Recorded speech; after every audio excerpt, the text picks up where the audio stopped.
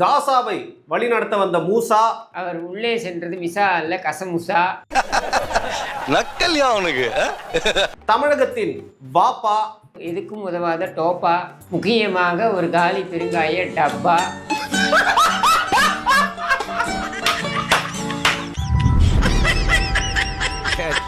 பையன் சார் இந்த பால்சாமி.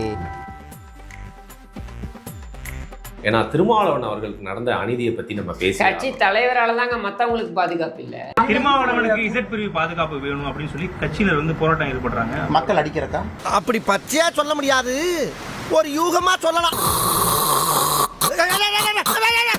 கார்ல போயிட்டு இருக்காரு அவர் பாட்டுன்னு ஹார்ம்லெஸ்ஸா. அப்போ ஒருத்தர் என்ன பண்றாரு, ஒரு பெரும் ஆயுதம், உயிர் கொள்ளக்கூடிய ஆயுதமான ஆக்டிவாவோட பேக் சைடு எடுத்து வந்து அந்த காரோட முன்னாடியே மோதி இருக்காரு. தம்பி காமெடி வேண்டாம், நான் சொல்லிட்டேன், நானு காமெடி பண்ணாதன்னு சொல்லியிருக்கேன் நானு. அது மோதியதால அவர் வந்து ஏங்க அப்படின்னு ஒரு வார்த்தை ஏங்கன்றது இயல்பா, அதுக்கு இவங்க டென்ஷனா ஏன் தலைவரே நீ கேப்பியா வராங்க போட்டு தள்ள பின்னாடி அடிக்கிறாங்க. என்ன சொல்லியிருக்காங்கன்னா, தலையில ரொம்ப அடிபட்டிருக்கு, கழுத்துல ரொம்ப அடிபட்டிருக்கு, அப்புறம் நெஞ்சிலையும் முதுகுலையும் ரொம்ப நல்லா உள்காயம் ரொம்ப ஜாஸ்தியா இருக்கு அப்படின்னு சொல்லிட்டு ட்ரீட்மெண்ட் பார்த்துருக்காங்க. கழுத்து நேரம் ரொம்ப வீக்கா இருக்கும், தலையில வந்து பிளட் அவுட் இருக்குன்னு சொல்லியிருக்காங்க. ஆனா இங்க திருமாவளவன் இருக்கிறார், அவர் கண்ணெதிரிலேயே அடிக்கிறார்கள், வாய்க்கூசாமல் போய் சொல்கிறார். நமது இயக்க தோழர்கள் 1-2 பேர் அவர் மீது கையை ஓங்கி அடிக்க முனைந்தார்கள். அடிக்கிற மாதிரி வந்தாங்க, ஆனா அடிக்கல. அடிக்கிற வீடியோ அங்கேயே தெரியுது. தம்பி படம் காட்டு. வாங்க தம்பி வாங்க, வந்து உங்க படத்தை காட்டுங்க.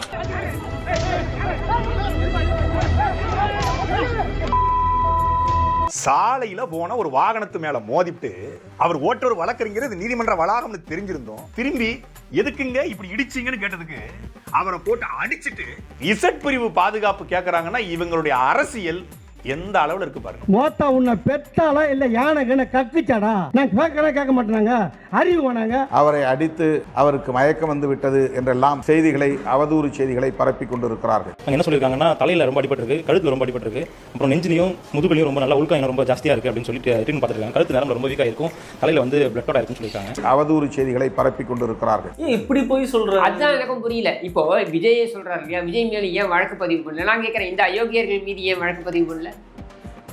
ஊரே பாக்குதுங்க. இல்லைங்க, அந்த பாதிக்கப்பட்டார்ல அடி வாங்கின அந்த வக்கீலோட தம்பி சொல்றாரு ஹாஸ்பிட்டலில் நின்றுட்டு, திருமாவளவன் தான் அவனை இறங்கி அடிங்கடா அப்படின்னு சொன்னார். அவர் சொன்னதை தான் நான் சொல்றேன், அந்த நியூஸ்ல அவர் சொன்னார் அது மாதிரி. அப்ப இடையில வந்து திருமாவளவன் வந்து என்னன்னு கேளுங்கப்பா, பண்ணி விடுங்கப்பா அப்படின்னு சொன்ன உடனே அந்த வழக்கறிஞரை கண்ணா பின்னான்னு அடிக்க ஆரம்பிக்கிறாங்க. போராடுற வரைக்கும் போராடி பார்க்கிறோம், முடியலன்னா குடும்பத்தோட விஷத்தை வாங்கி கொடுத்து செத்துப்பாரு. அப்போ உன்னுடைய கட்சி ஒரு கட்ட பஞ்சாயத்து கட்சி அப்படின்றது தெளிவாகுதா? ரவுடிகளை நீ ஏவி விட்டியா, இல்லை ரவுடி கூட்டத்தில் நீ ஒருத்தனா வந்தியா? கேள்வி வருது இல்லை? இந்த கேள்விக்கெல்லாம் பதில் திருமாவளவன்ட்ட வராது. ஏனென்றால் இன்னைக்கு ஆளுங்கட்சி அதிகாரம் அவர்கள் பக்கம் இருக்கிறது என்பதால் ஆடுகிறார். வேண்டாம், 1/4 நூற்றாண்டுக்கு அப்புறம் உன் வாழ்க்கையில ஒரு சந்தோஷம் கிடைச்சிருக்குதுன்னு அகம்பாவத்துல ஆணவத்துல தலகால் தெரியாம ஆடாத. இது நிலைக்காது, கீழே விழுந்தேன்னா பல்லு பகடலாம். அவர் என்னுடைய வண்டியை பார்த்து விட்டுத்தான் இடதுபுறமாக எனது வண்டிக்கு முன்னால் போகிறார், ஆனால் வேகமாக போகவில்லை. ஆனால் உண்மையிலேயே அங்கே ஒரு ஸ்பீட் பிரேக் இருந்ததும், அந்த ஸ்பீட் பிரேக்கில் மெதுவாக ஏறி இறங்கக்கூடிய அந்த நபர் பின்னாடி வரக்கூடிய திருமாவளவன் அவர்களுடைய கார் அதில் லைட்டாக பட்டது அப்படிங்கிற அந்த வீடியோ எவிடன்ஸ்லாம் பார்த்த பிறகும் கூட இல்லை அதெல்லாம் இல்லை, அவர் வேணும்னா தான் அங்கே வந்து நின்னார் அப்படின்னு சொல்கிறாங்க. இதெல்லாம் நல்லா இருக்கிறதுக்கா இல்லை நாசமாக போகிறதுக்கா? நல்லாவே இருக்க மாட்டேங்கிறா. அடையிலே அந்த ஸ்பீட் பிரேக் வேக தடை இருக்கிறது. வேண்டுமென்றே மிக தாமதப்படுத்தி வண்டியை ஓட்டி கொண்டு போகிறார். ஸ்பீட் பிரேக்கில் மெதுவாக போகணுங்கிறது சின்ன பிள்ளைலேருந்தே கற்றுக் கொடுத்துருக்காங்க. ஸ்பீட் பிரேக்கில் மெதுவாக தான் போக முடியும். ஸ்பீட் பிரேக்கில் பறந்தா மேலே வந்துடும். எது டை போட்டுதான் டை மேலே வந்துடும், பெண் வச்சுருந்தா பெண் மேலே வந்துடும், வேற எதுவும் இல்லை, மேலே வந்துடும்.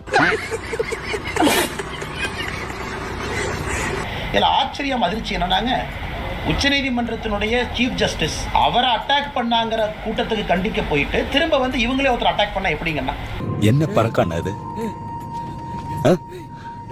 என்ன பழக்கம் இது?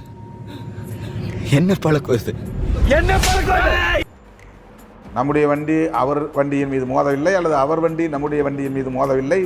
அப்படி விபத்து என்று சொல்லத்தக்க வகையில் எதுவும் நடக்கவில்லை. ஆனால் சிலர் விபத்து என்கிறார்கள், சிலர் நம்முடைய காரில் அவருடைய வண்டியில் நம்முடைய கார் போய் மோதியது என்கிறார்கள். இது எல்லாம் அப்பட்டமான தவறான தகவல்கள்.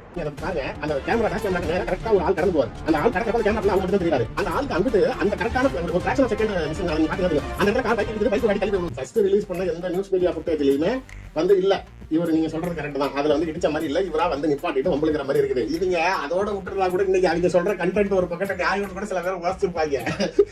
இந்த அறிவாளிங்க சும்மா இல்லாம நாளைக்கு தான் கார்ல இருக்கிற வீடியோவை எடுத்து காட்டுறேன்னு சொல்லி போட்டு அதுல வந்து திருமாவளவனுடைய ஃபோர்டு என்ன வேற அவரோட ஆக்டிவா பைக் மேல இடிக்குது. அந்த இடத்துல கார் பைக் இடிக்குது, பைக் ஒரு அடி தள்ளி போய் விழுவுது, தள்ளி போய் நிக்குது. வீசிக்க கொடிகட்டி வந்த கார் ஒன்று ஸ்கூட்டரின் பின்பக்கம் லேசாக உரசியதாக கூறப்படுகிறது.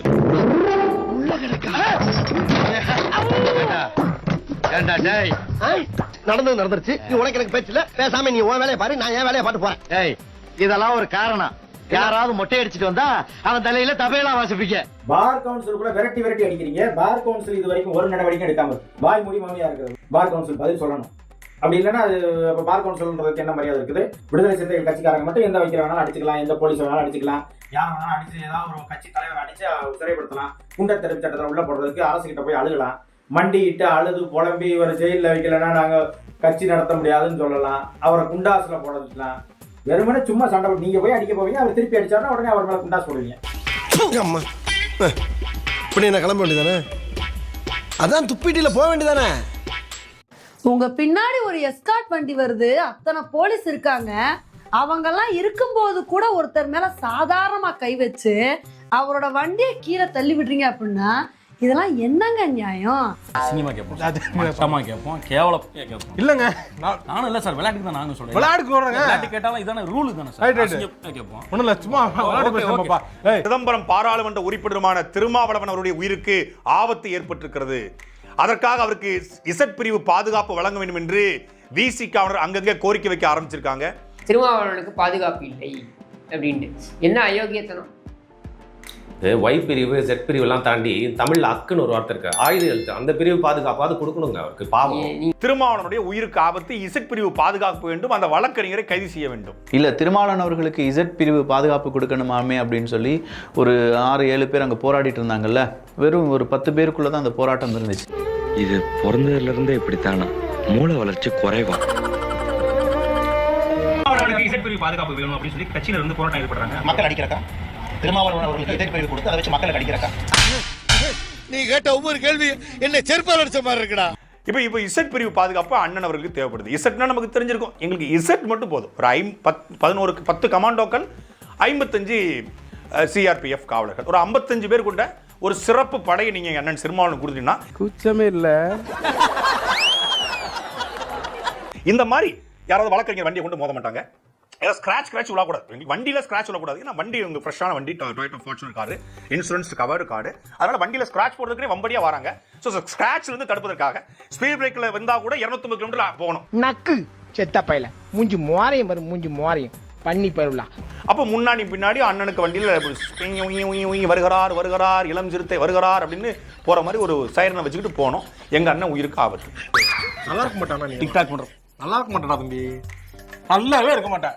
இந்த வீடியோ பிடித்து இருந்தால் சேனலை சப்ஸ்கிரைப் செய்யவும், ஏதாவது குறைகள் இருந்தால் கமெண்டில் போடவும், அப்புறம் பறக்காமலே போட்டிருந்த வரட்டாமாம் வீடுறதே வரண்டா Chinnasamy. Hey guys, this is your editor. Video பிடிச்சிருக்குன்னு நினைக்கிறேன். ஸோ பிடிச்சிருந்தா ஒரு லைக் பண்ணிடுங்க அண்ட் கமெண்ட் செக்ஷனில் ஒரு ஹார்ட்டிங் அல்லது ஒரு ஸ்மைல் தெரிக்க விடுங்க பார்ப்போம். இப்ப எனக்காக நீங்க ஒரு குத்துனா குறைஞ்சா போயிருவீங்க. சரி பாசக்கரப்ப ஒரே ஒரு குத்தி விட்டு போவோம். வாடாங்க.